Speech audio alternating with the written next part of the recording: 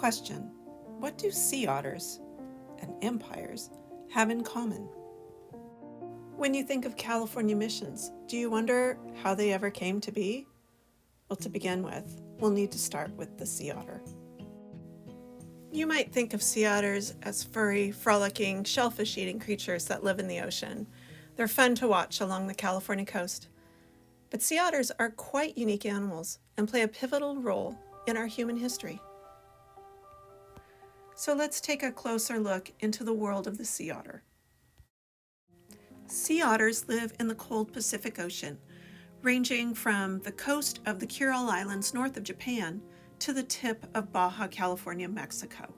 Historically, sea otters thrived in this range, but between 1741 and 1911, they were hunted to the brink of extinction. Today, the sea otter population is slowly recovering, but remains under half its original population before 1741. So why was the sea otter hunted? For that, we need to look into the physiology of the sea otter. Unlike other marine mammals, like whales, dolphins, and seals, who have a layer of blubber to keep them warm, the sea otter has its fur to fight the frigid ocean temperatures. In fact, sea otters have the densest fur of any animal on Earth. What that means is, if we counted all the hair on our head, we would have about 100,000 hairs, give or take a few, depending on whose head. But a sea otter has over 1 million hairs per square inch, making it the densest fur of any animal on the planet. Taking a closer look, otter fur has long, waterproof guard hairs that keep the shorter, dense underfur layer dry. The underfur traps air, creating insulation that keeps the otter warm as well as buoyant in the cold Pacific Ocean. Throughout history, people have been using furs for both warmth and status. What I'm holding here is a full-size sea otter pelt, and it is about 4 feet long, it's about 2 feet wide, and it has a really nice weight to it. When you feel it, it's incredibly soft. No wonder ancient people found this highly desirable and sought it not only for trade, but also as a status symbol. Chumash people lived here for thousands of years, and they too hunted the sea otter. Otters were a symbol of status in the Chumash world, as seen here the chief or woat wearing his otter pelt cape. Other Native American cultures who shared their territory with the sea otters honored them in myths and in spirit symbols, making the otter much more than a commodity for trade and affluence. But change was coming as empires from both sides of the Pacific sought out riches and resources, changing the life for sea otters and for the native people who hunted them.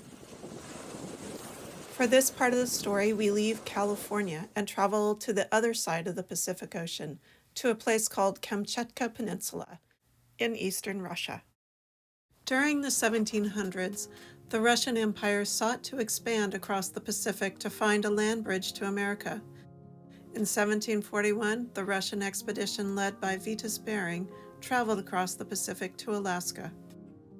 But on the return voyage, a severe winter storm wrecked the ship and forced the crew to winter on an uncharted island, where they spent several months surviving on sea otter meat, roots, and kelp. When the crew finally returned to port, they had collected over 900 sea otter pelts. The rich pelts brought a high price on the Chinese market. Word spread quickly through Russia, sparking more expeditions across the Pacific in pursuit of prized sea otter pelts. Meanwhile, the Spanish Empire was hearing rumors of Russian expansion into the Pacific, which threatened their claim to Alta California. King Carlos III appointed José de Galvez to reform and protect American holdings, which included the not yet colonized Alta California. With that, Galvez appointed Franciscan Padre Junipero Serra to lead the expedition into the new frontier. And between 1769 and 1821, Spain established 21 missions in Alta California and ultimately changed the lives of the native people and the natural environment. Today, Chumash and other native peoples still hold sea otters as an important symbol of their culture. Otter populations have increased due to conservation treaties and laws that protect them. And the 21 Spanish colonial missions in California are now registered historic landmarks, 3 of which are California State Historic Parks.